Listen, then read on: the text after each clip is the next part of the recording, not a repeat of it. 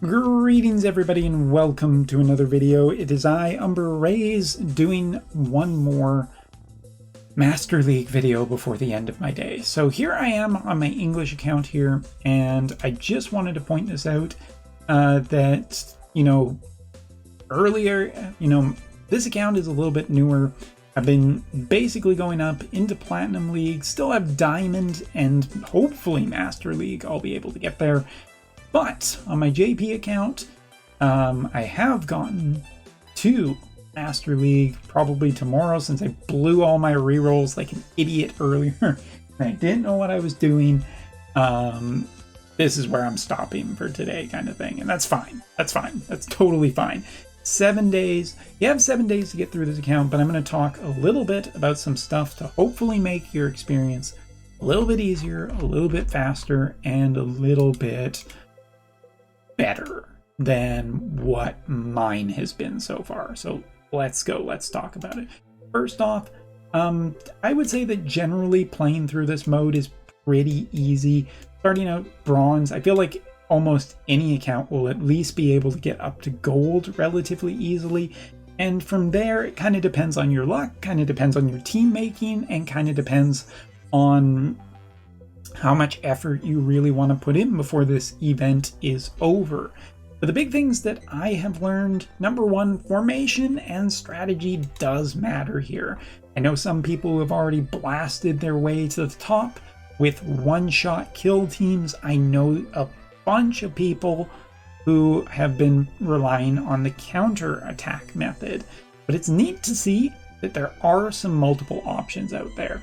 The one thing I would say is that this is very much not decided that there is one single great team out there. Talk about great units as viewed by the JP side to give you maybe a little bit of an idea of what to potentially pick.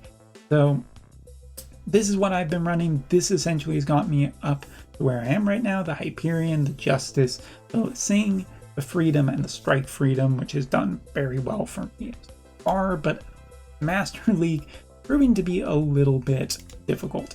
I would save your rerolls. You get 3 rerolls per day, and I would say do not use your rerolls until you come up with a team that you cannot beat with your 5 trials. Earlier, I released a video where I was just blasting through guys, and it turns out this 5 right here in the bottom right hand corner of my game screen right now, by the way, happy birthday Sora, you get 5 attempts to fight through your opponents, and actually repeatedly fighting can get you wins. So don't be discouraged if you can't do it on the first time. You have up to 5. If you can't get through those 5, then it's time to reroll. That's when you should be rerolling against these opponents. And heck, even if you just don't necessarily like the team, I still recommend trying it, as there is no harm, no foul. As far as I know, you can just keep going. You eventually get a good score and then reroll when you can. Use those days of rerolling. Other than that, if something's not working for you, maybe not necessarily the best idea throwing a ton of resources at some other ideas, but maybe that's as good of a point as any to start getting into what the JP side is kind of looking at. So here, just want to show this is a tier list, and I'm going to make it a little bit bigger so it's easier for those with maybe not the best eyesight to see. So unit-wise, what is considered SS tier? The Sazabi, although there is a kind of a thing to mention about that. The Freedom Gundam, the Justice Gundam, Strike Freedom, and the Zeta. And I kind of tend to agree with that. The narrative is also shining quite nicely into the S tier, as well as the Banshee, the Hainu, the Ariel, the Hyperion, and so on and so forth. And you can see all the way down there.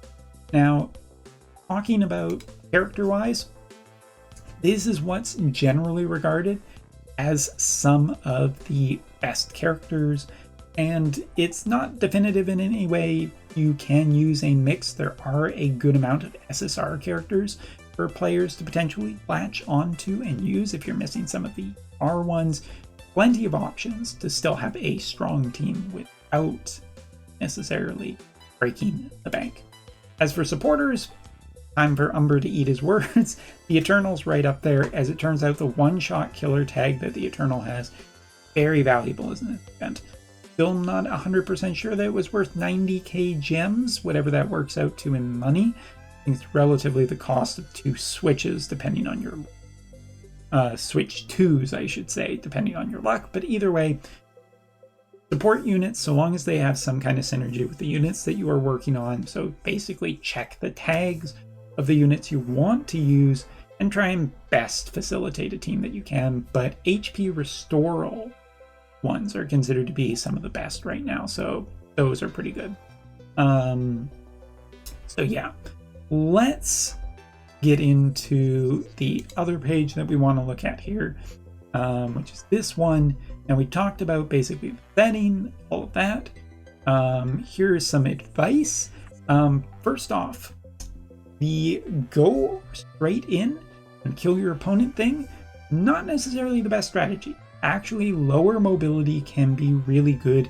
You have a couple of defenders to potentially block attack and then allow you to do some really, really nasty counterattacks, can be actually way stronger.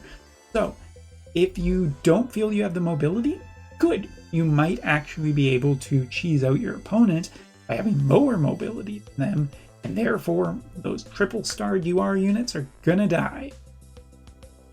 I mean, probably. Other than that, recommended supporters with recovery abilities, since HP and keeping your characters alive is really good. That is kind of also a big point of recommended. Here you can see a list of UR supports that do have HP restoral abilities. Pretty good thing to invest in right now. Moving on, shuffle and replace opponents you can't beat. Basically said that already, but it's okay.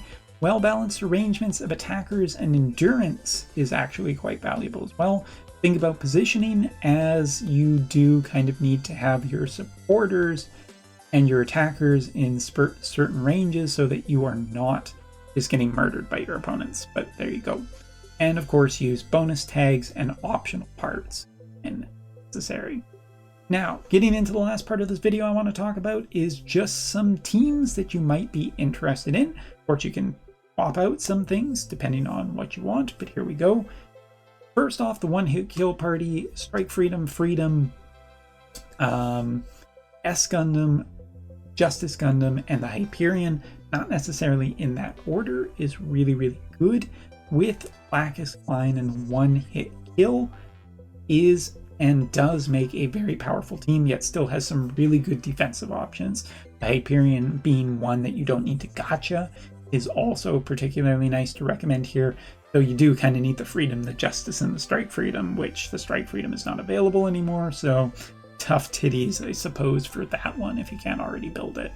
However, there do exist maybe some other versions of one-hit kills, so providing that the units have the correct tags. Psychic Mu, which basically is the Psychomu Sazabi.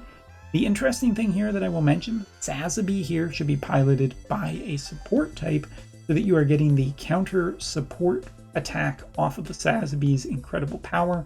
That in combination with just the other things here, the narrative and the Psycho Gundam as defensive units, the Zeta and the other one from the Zeta, the O, powered up as well, dealing a bunch of damage, kind of just a Zeta theme, Psycommune theme, but with this new supporter that has come out, also makes a really nice party. And the last one, kind of an interesting one that I don't think many people talked about before, but the Lightning Fast Party, which does use the Red Gundam and a free SSR character, which is pretty good, has the Amuro with the Hainu, which is actually on upright right now.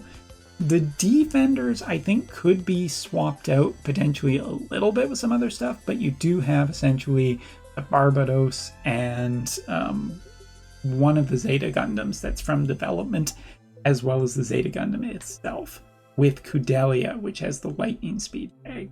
So some interesting options for different teams that you can run across and use. Hopefully this video has been helpful and everything. Hopefully you find it really great. If you have anything else that you think would help people get through this and get the gems, get to Master League, please leave it in the comments below. Thanks so much for watching. Next time.